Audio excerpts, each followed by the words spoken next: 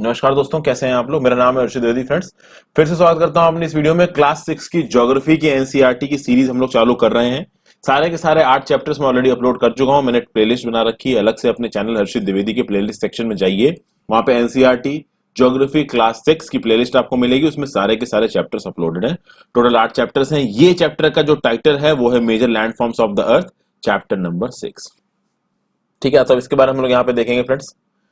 तो यहां पे एक फिगर दिख रहा है, फिगर 6.1, ये नीचे आपको नजर आ रहा है। यहां पे बहुत सारे लैंडफॉर्म फीचर्स दिखा रखे हैं। तो आप इस फिगर को देख के समझ पाएंगे फ्रेंड्स कि जो सरफेस है अर्थ की वो हर जगह सेम नहीं है और इसमें बहुत अलग अलग तरीके के लैंडफॉर्म्स हैं। लिथोस्फीयर के कुछ हिस्से सपाट हैं, कुछ हिस्से रग्ड हैं, मतलब कि बहुत ज्यादा अनइवन है। और देखिए, लैंडफॉर्म्स जब बनते हैं ना, तो they are because of two processes. यहां पे देखिए क्या लिखा है, you will be amazed to see that the ground you are standing on is slowly moving within the earth. A continuous movement is taking place. The first और the internal process leads to the upliftment and sinking of the earth surface at several places. हो क्या रहा है friends कि देखिए, first of all कि जिस जमीन पे आप रह रहे हो, आपको शायद इस बात को रियलाइज नहीं करोगे, पर ये जमीन कंटिन्यूअसली मूव कर रही है, बट बहुत कम, मतलब 1 सेंटीमीटर या आधा सेंटीमीटर एक साल में मूव करती है। तो अब एक साल में अगर कोई जमीन आधा सेंटीमीटर मूव करेगी तो क्या आप उसको रियलाइज करोगे कि वो कुछ मूव हुआ है? बिल्कुल रियलाइज नहीं करोगे फ्रेंड्स। तो ये जो पहाड़ बने हैं ना, ये टेक्टोनिक एक्टिविटीज की बने वजह से बने हैं। आज की डेट में तो बड़े बड़े हिमालयाज, आल्प्स, ये सब जो आपको नजर आते हैं, एपिलेशियंस, एंडीज, ये सब क्यों बने हैं? ये सब आपकी टेक्टोनिक एक्टिविटी के बने हैं। बस ये जो टेक्टोनिक एक्टिविटी है बहुत स्लोली स्लोली हुई है, आधा या 1 सेंटीमीटर साल में, तो आपको पता नहीं चलेगा। बट इन पहाड़ों को मिलियंस ऑफ ईयर्स लगे हैं बनने में। बट हम तो मिलियन ऑफ ईयर से जिंदा नहीं है ना। एक आदमी के, एवरेज आदमी की लाइफ स्पैन 70 साल है। हमारे जो हिस्ट्री है वो ज्यादा से ज्यादा हमको आज से 5 या 6 हजार साल पहले का पता है। इसीलिए जो चीजें हमारे सामने है वो हमको कांस्टेंट दिखती है, पर वो कांस्टेंट है नहीं, वो कॉन्स्टेंटली चेंज हो रही है। और चेंज कैसे हो रही है कि कुछ इंटरनल प्रोसेस हो रहे हैं हमारी पृथ्वी में, जिसकी वजह से जो सर्फेसेस है वो कुछ जगह पे बन रही है। तो surface is getting manufactured at some places and surface is getting destroyed at some places। ठीक है, तो कुछ जगह पे सरफेस बन रही है, कुछ जगह पे सरफेस डिस्ट्रॉय हो रही है। जैसे ट्रेंचेस में आप कह सकते हो कि सरफेस डिस्ट्रॉय हो रही है। और मिड ओशनिक रिजेस, जहां से लावा निकल रहा है, वहां पे सरफेस बन रही है। तो रिजेस जहां पे लावा निकल रहा है वहां सरफेस बन रही है, ट्रेंचेस वहां पे सरफेस डिस्ट्रॉय हो रही है। मुझे पता है कि ये जो सरफेस बनने और डिस्ट्रॉय होने वाला कंसेप्ट है, या वो आपको समझ में नहीं आएगा। ये तब तक आपको समझ में नहीं आएगा जब तक आप टेक्टोनिक प्लेट्स का सिद्धांत नहीं समझ पाते। तो फिलहाल के लिए इसको आप छोड़ दीजिए। धीरे धीरे जैसे जैसे आपकी क्लासेस बनेंगी आपको समझ में आएगा। जो लोग कॉम्पिटिटिव एग्जाम्स की तैयारी कर रहे हैं, तो मेरे चैनल में ज्योग्राफी की प्लेलिस्ट में जाके टेक्टोनिक एक्टिविटी की प्लेलिस्ट वो देख सकते हैं। ज्योग्राफी प्लेलिस्ट में वहां पे उनको पूरा आइडिया लग जाएगा, जो कॉम्पिटिटिव एग्जाम्स के पर्सपेक्टिव से इन वीडियोस को देख रहे हैं। ठीक है, अब देखिए यहाँ पे छोटा सा फैक्टर दिया गया है। Do you know a hill is a land surface. एक ऐसा लैंड सरफेस है जो सराउंडिंग एरिया से ऊंचा होता है। जो स्टीप हिल्स होते हैं नॉर्मली उनका एलिवेशन अगर 600 मीटर से ज्यादा है तो उनको माउंटेन कहा जाता है। कुछ माउंटेन्स की ऊंचाई 8000 मीटर तक होती है, जैसे माउंट एवरेस्ट 8848 मीटर ऊंचा है अबव सी लेवल। कुछ और माउंटेन रेंजेस बता सकते हैं जो बहुत ऊंची हो, फॉर एग्जाम्पल कंचनजंगा हो गई। ठीक है, और भी बहुत सी माउंटेन रेंजेस है, आप बताइए। तो यहाँ पे आपको कौन कौन से फीचर्स नजर आ रहे हैं? तो देखिए फ्रेंड्स, यहाँ पे माउंटेन नजर आ रहा है, ये प्लेट्यू नजर आ रहा है जिसको हिंदी में पठार बोलते हैं। माउंटेन्स और प्लेट्यूज के बीच के फर्क को हम लोग समझेंगे। बहुत सारे माउंटेन्स अगर पैरेलल एक जगह पे एग्जिस्ट करते हैं तो वो माउंटेन रेंज बन जाती है। फिर कुछ जगहों पे हिल्स है। ठीक है, हिल्स थोड़ा एलिवेशन है, माउंटेन एक लिमिट से ज्यादा ऊपर हो गया चीजें। यहाँ पे प्लेन दिख रहा है, इनको ग्रीन में क्यों दिखाया गया? क्योंकि इन प्लेन्स में आपको वेजिटेशन नजर आती है। ठीक है, फिर यहाँ पे लेक्स नजर आ रही हैं, इधर सी नजर आ रहा है, इधर कोस्ट, इधर इस्थुमस, इधर पेनिनसुला, इधर डेल्टा, इधर स्ट्रेट, इधर आइलैंड। तो ये अलग अलग रिलीफ फीचर्स, अलग अलग लैंड फॉर्म मिलते हैं आपको अर्थ की सरफेस पे। तो अर्थ की सरफेस पे किसी भी एक जगह पे यूनिफॉर्म नहीं है, आपको अलग अलग फीचर्स मिलेंगे। अब यहाँ पे माउंटेन को बनाने का एक एक्टिविटी दे रखी है कि माउंटेन्स किस तरीके से बनते हैं उसको समझने के लिए आप एक पाइल ऑफ पेपर ले लीजिए, झुंड ले लीजिए पेपर का, 4 या 5। उस पे पाइल ऑफ पेपर्स को अपने टेबल पे रखिए और दोनों साइड से पेपर को अंदर की तरफ दबाइए। यानी ये एक पेपर है तो एक हाथ से इस तरफ और एक हाथ से इस तरफ, तो आप देखोगे नीचे पे जो पेपर है ना वो ऐसे उठने लगेगा। तो ये जो उठने का प्रोसेस होता है ना, आप इसको एक पीक के राइज करने के प्रोसेस से कंपेयर कर सकते हैं, और इस तरीके से माउंटेन्स बनते हैं। माउंटेन्स में बस क्या होता है फ्रेंड्स कि दो टेक्टोनिक प्लेट्स और दो कॉन्टिनेंटल टेक्टोनिक प्लेट्स एक दूसरे के अगेंस्ट पुश कर रही होती हैं, तो वो इस तरीके से उठती चली जाती है, जिसकी वजह से माउंटेन्स बन जाते हैं। तो हिमालय इसकी वजह से बने हैं, आल्प्स इसकी वजह से बने हैं। समझ गए फ्रेंड्स? किस तरीके से एग्जैक्टली ये काम करते हैं, ये थोड़ा जब हम लोग हायर क्लासेस में पहुंचेंगे तब इसको समझेंगे। अब देखिए, तो पहला प्रोसेस तुमने देख लिया। पहला प्रोसेस यहां पे मैंने आपको क्या बताया? पहला प्रोसेस ये था कि within the earth a continuous movement is taking place. The first or the internal process leads to the upliftment and sinking of the earth surface at several places. यहाँ पे कुछ जगहों पे अर्थ सरफेस उठ रही है, कुछ जगह पे नीचे धस रही है। सिंकिंग में क्या होता है कि ट्रेंचेस में आपकी जो अर्थ सरफेस है वो डिस्ट्रॉय हो रही है, ठीक है, और मिड ओशनिक रीजन्स में नई अर्थ सरफेस बन रही है। आप माउंटेन्स में भी कह सकते हैं कि दो कॉन्टिनेंटल टेक्टोनिक प्लेट टकरा कर ऊपर की तरफ उठ रही हैं, तो एक तरीके से सरफेस का एक फीचर बना रही है। तो एक इंटरनल प्रोसेस होगा, एक एक्सटर्नल प्रोसेस होता है। एक्सटर्नल प्रोसेस में क्या होता है कि लैंड सरफेस का वियरिंग डाउन होता है और रीबिल्डिंग होता है। वियरिंग डाउन को आप कंपेयर कर सकते हो इरोजन से, और रीबिल्डिंग को आप कंपेयर कर सकते हो डिपोजिशन से।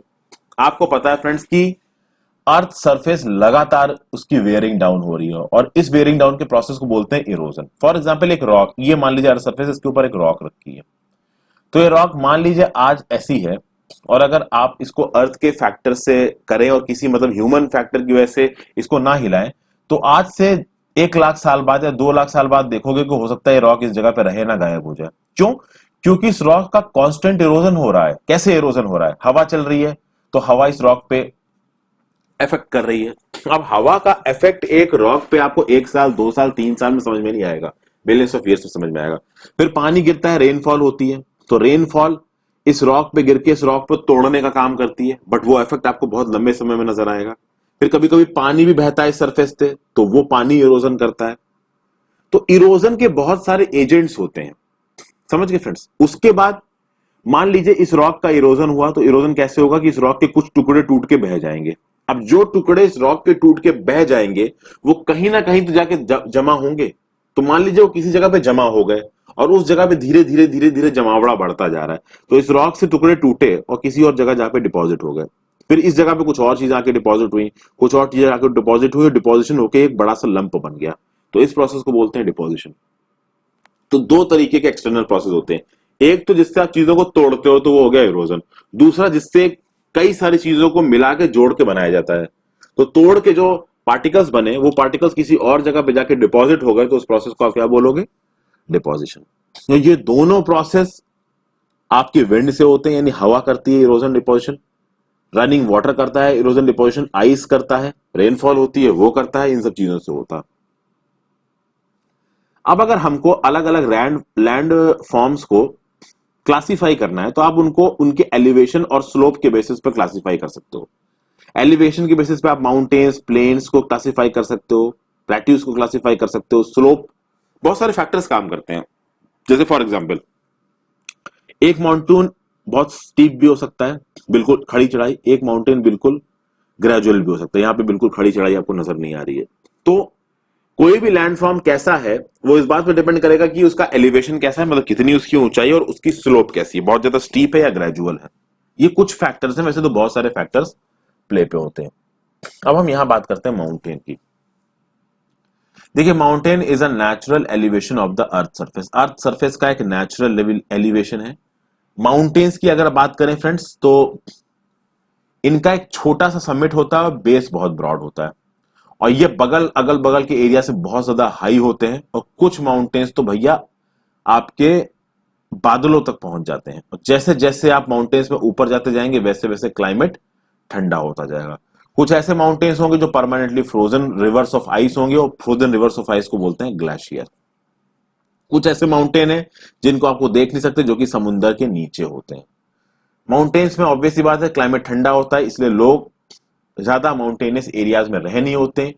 जो स्लोप्स होते हैं इसके स्टीप होते हैं, तो उनमें वेजिटेशन हो नहीं सकती, और रहने के लिए भी चीजों को बना पाना बहुत मुश्किल होता है। बहुत जल्दी जल्दी मैंने आपको चीजें बताई, अब मैं आपको समझाता हूं।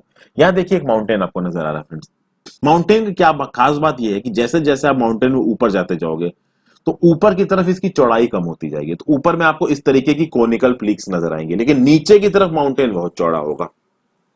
दूसरी बात है कि जितना आप माउंटेन में ऊपर जाते जाओगे भाई हवा कम होती जाएगी, एयर का प्रेशर कम होता जाएगा और बर्फ बढ़ती जाएगी।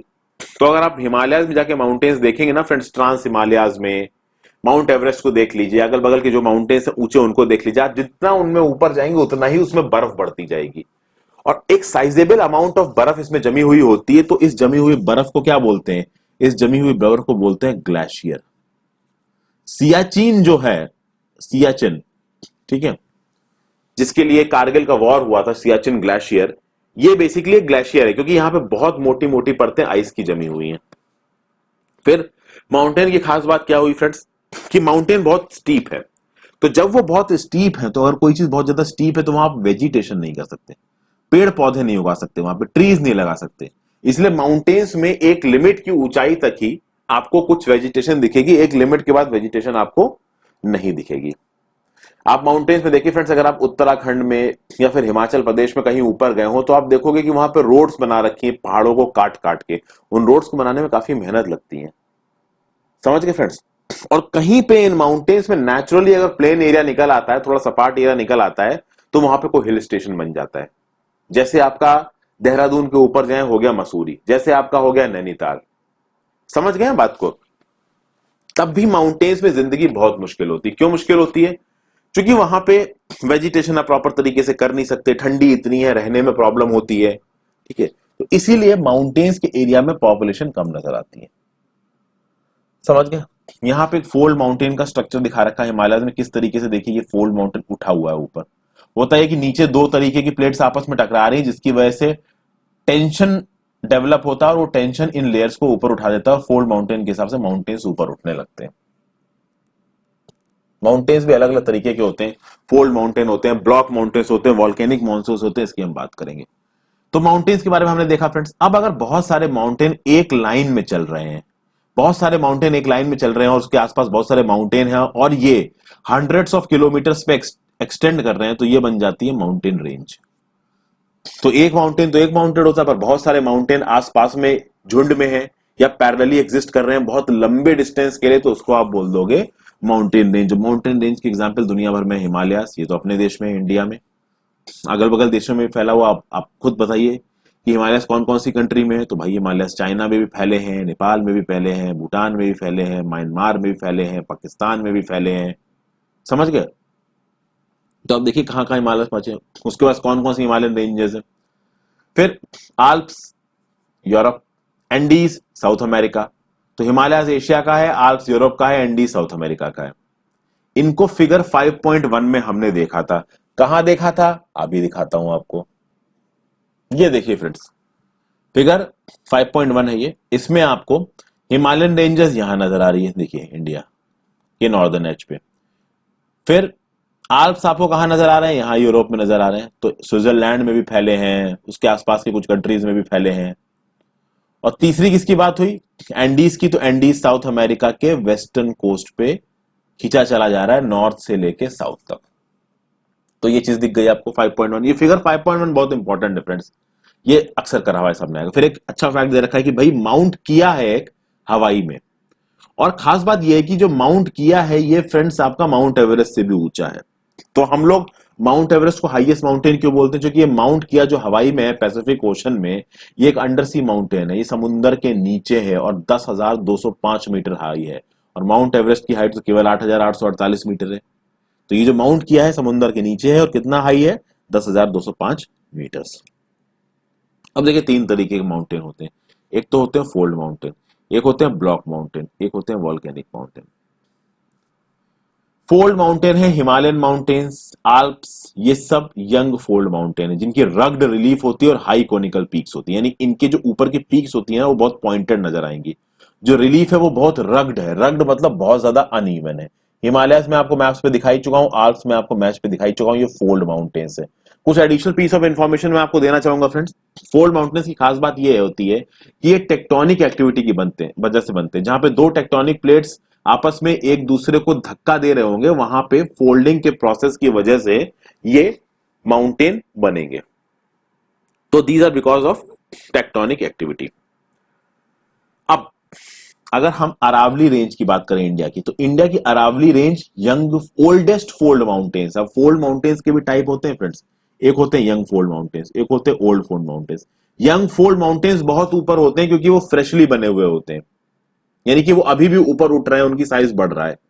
ओल्ड फोल्ड माउंटेन्स क्या होता है कि जो यंग फोल्ड माउंटेन्स में जब मिलियंस ऑफ ईयर्स बीत जाएंगे और बहुत सारे जो फोर्सेस ऑफ इरोजन है वो इन यंग फोल्ड माउंटेन्स को इरोड कर करके इनकी हाइट को कम कर देंगे, तो ये young fold mountains old fold mountains में बदल जाएंगे। तो आप कह सकते हैं कि मिलियंस ऑफ ईयर्स के बाद ये जो हिमालयाज है ये भी कुछ अरावली जैसे हो जाएंगे।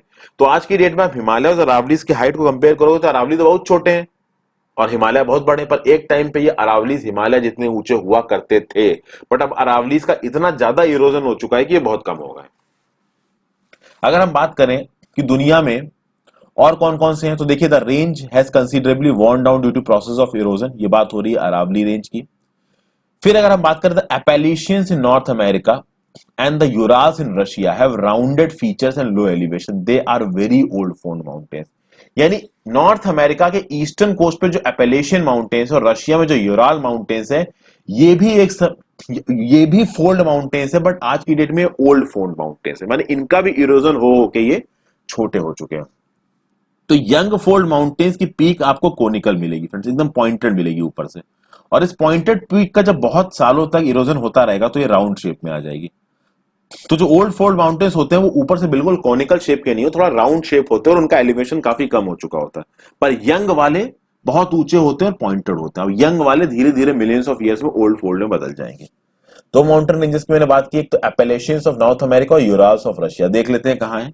नॉर्थ अमेरिका की ईस्टर्न कोस्ट पे एपेलेशियन माउंटेन्स नजर आ रहे हैं और यूराल माउंटेन्स आपको ये नजर आ रहे हैं रशिया में। रशिया और यूरोप की बाउंड्री बोल सकते हो आप इनको। यूराल माउंटेन रेंजेस बहुत ही प्यारा टूरिस्ट डेस्टिनेशन है और रशिया का वीजा इंडियंस को बहुत आसानी से मिलता है, तो आप जाके इसको देख सकते हैं। कोरोना के बाद जाइएगा ये एक स्मॉल पीस ऑफ एडवाइस है। अब हम बात करते हैं ब्लॉक माउंटेन्स की। देखिए ब्लॉक माउंटेन्स कैसे बनते हैं। They are created when large areas are broken and displaced vertically, the uplifted are called horst lowers graben. For example मान लीजिए एक सपाट उठा हुआ इलाका है, उठा हुआ इलाका है, नॉर्मल इलाका है जो बोल लीजिए। अब बीच में कुछ ब्रेक की वजह से कुछ इलाका टूट के नीचे आ जाता है, यहां पे कुछ इलाका टूट के नीचे आ जाता है, तो जो रग्ड रिलीफ बनेगी वो कुछ इस टाइप की बनेगी। तो ये जो इलाका है ये एक हाइट पे है, पर ये वाला इलाका नीचे पहुंच गया, ये एक हाइट पे है, ये वाला नीचे पहुंच गया। तो यहां पे दिख रहा है इस फॉल्टिंग की वजह से, टूटने की वजह से कुछ एरिया नीचे चला गया, यहां पे नीचे चला गया, यहां पे नीचे चला गया, बाकी ऊपर रह गया। तो जो ऊपर रह गया उसको आप बोलोगे हॉर्स्ट, जो नीचे चला गया उसको आप बोलोगे ग्रैबर, और जो ये अपलिफ्टेड ब्लॉक्स है ये बेसिकली हो जाएंगे आपके ब्लॉक माउंटेन्स। ठीक है, तो यहां पे फोल्ड माउंटेन्स नहीं है, ब्लॉक है। टूटने की वजह से, अर्थ क्रस्ट पे चटकने की वजह से, टूटने की वजह से कुछ हिस्से नीचे चले गए। तो जब कुछ हिस्से नीचे चले गए तो जो बगल वाले हिस्से थे वो उठे हुए नजर आएंगे, उठे हुए नजर आएंगे, तो वो हो जाएंगे ब्लॉक माउंटेन्स। तो बात की जाए तो यूरोप में राइन वैली और वॉस्जेस माउंटेन्स यूरोप में इस ब्लॉक माउंटेन्स के एग्जाम्पल है। क्या इसमें दे रखे हैं? नहीं फ्रेंड्स, ये वाले माउंटेन्स इसमें नहीं दे रखे हैं, ये खुद आप जाके अपने एटलस में लोकेट करिए, आपको मिलेंगे कुछ। तो एक तरीके से ब्लॉक, ये अगर आप फिजिकल मैप उठाते हैं यूरोप का अपने एटलस में, तो वॉस्जेस माउंटेन और राइन वैली आपको आराम से मिल जाएगी। राइन वैली जर्मनी से होकर गुजरती है, ये ध्यान रखिएगा। तो जर्मनी के मैच के आसपास घूमिए, चीजें आपको बहुत आराम से मिल जाएंगी। अपने वर्ल्ड मैप में इसको लोकेट करने की कोशिश कीजिए। फिर जो तीसरे टाइप ऑफ माउंटेन्स है इनकी बात करते हैं, ये है भाई वॉल्केनिक माउंटेन्स, जो वॉल्केनिक एक्टिविटी की वजह से बनते हैं। तो वॉल्केनिक एक्टिविटी से वजह से अफ्रीका में बना है माउंट किलिमंजारो, जापान में बना है माउंट फ्यूजियामा।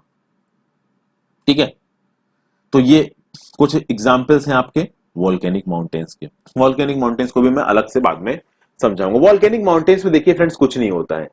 जब वॉल्केनो लावा निकला तो लावा निकलने के बाद वो लावा ऊपर आएगा, जम जाएगा एक जगह पे। ठीक है, जितना ज्यादा इरप्शन होगा, जैसे फॉर एग्जांपल एक ये जगह है, यहां से वॉल्केनो आया, फटा और बहुत सारा लावा बाहर आ गया। बहुत सारा जब लावा बाहर आ जाएगा तो वो कुछ इस तरीके से डिपॉजिट होगा। जितनी उसकी हाइट बढ़ती जाएगी उतना वो ऊंचा होता चला जाएगा और वो एक वॉल्केनिक माउंटेन के फॉर्म में नजर आएगा। ये लावा सॉलिडिफाई होके ही माउंटेन बना देगा। ये बेसिकली वॉल्केनिक माउंटेन होता है। मैंने अपने ज्योग्राफी की प्लेलिस्ट सेक्शन में पढ़ाया है, चाहे तो आप जाके देख सकते हैं, नहीं तो इंतजार करिए, हायर क्लासेस में आपको दिख जाएगा। एनसीईआरटी तो मैं सारी ज्योग्राफी की पढ़ाऊंगा ही। अब माउंटेन्स हमारे लिए जरूरी क्यों है? बहुत जरूरी है। स्टोर हाउस ऑफ वाटर है, बहुत सारा पानी का सोर्स हमको इन माउंटेन से मिलता है। आपको पता है कि भैया ग्लेशियर्स जमे हुए माउंटेन के ऊपर, और ये ग्लेशियर सोर्स है बहुत सारी नदियों के, हमारी गंगा नदी, ठीक है, बाकी इंदस, चेनाब, झेलम, ये सब माउंटेन से ही निकलती हैं, ये सब ग्लेशियर से ही निकलती हैं, ठीक है। फिर इन नदियों को, पानी को रिजर्वायर में बनाया जा सकता है और इस रिजर्वायर का इस्तेमाल किया जा सकता है। जैसे बहुत सारे डैम्स बनाए जाते हैं, तो उस डैम के पानी को आप बाद में इस्तेमाल कर सकते हो इरिगेशन के पर्पसेस के लिए, हाइड्रो इलेक्ट्रिसिटी के पर्पसेस के लिए। तो देखिए माउंटेन्स की बहुत वजह है। माउंटेन से पानी आया, उस पानी को आप डैम में स्टोर करके रख सकते हो, उससे आप इलेक्ट्रिसिटी बना सकते हो, उससे आप आसपास का इरिगेशन के लिए पानी सप्लाई कर सकते हो, उससे आसपास सेटलमेंट्स के लिए, पीने के पर्पसेस के लिए भी आप पानी दे सकते हो।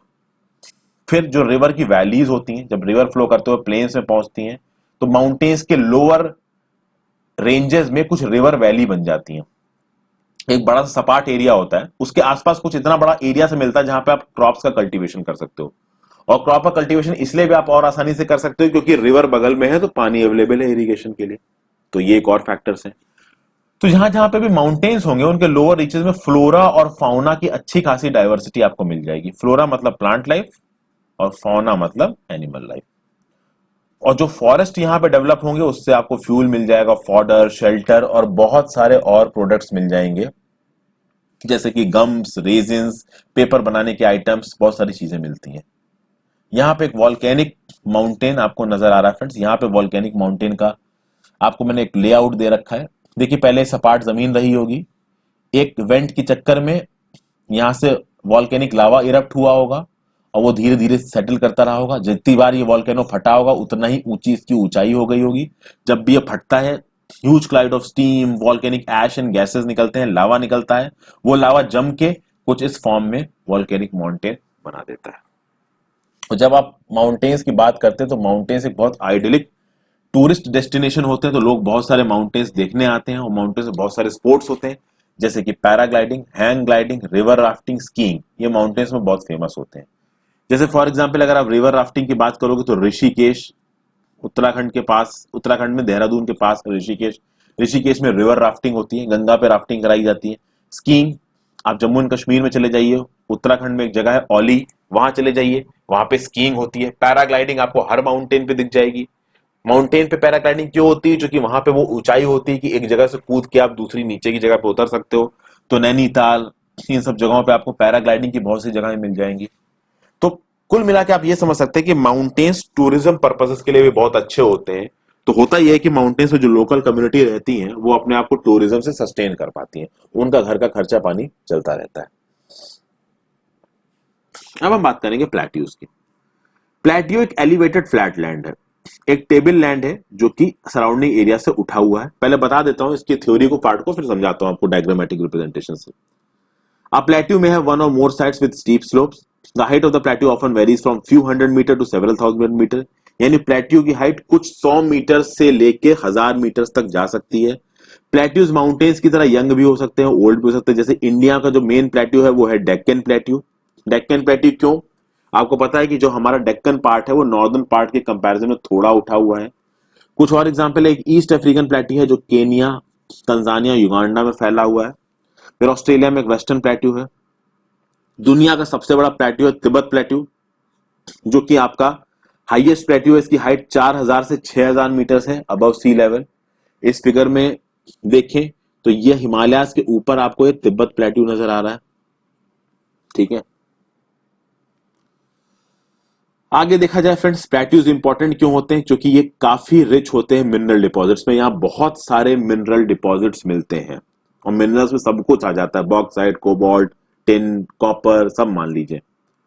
बहुत सारे माइनिंग एरियाज इसीलिए आपको प्लेट्यू एरियाज में नजर आएंगे। इंडिया का छोटा नागपुर प्लेट्यू इसका बहुत तगड़ा एग्जांपल है। तो इंडिया के छोटा नागपुर प्लेट्यू में आयरन, कोल, मैंगनीज और बहुत नाना प्रकार के मिनरल्स मिलते हैं। छोटा नागपुर प्लेट्यू के आसपास में छत्तीसगढ़, झारखंड का स्टेट्स आते हैं। अफ्रीकन प्लेट्यू में आपको गोल्ड मिल जाएगा, डायमंड की माइनिंग होती है।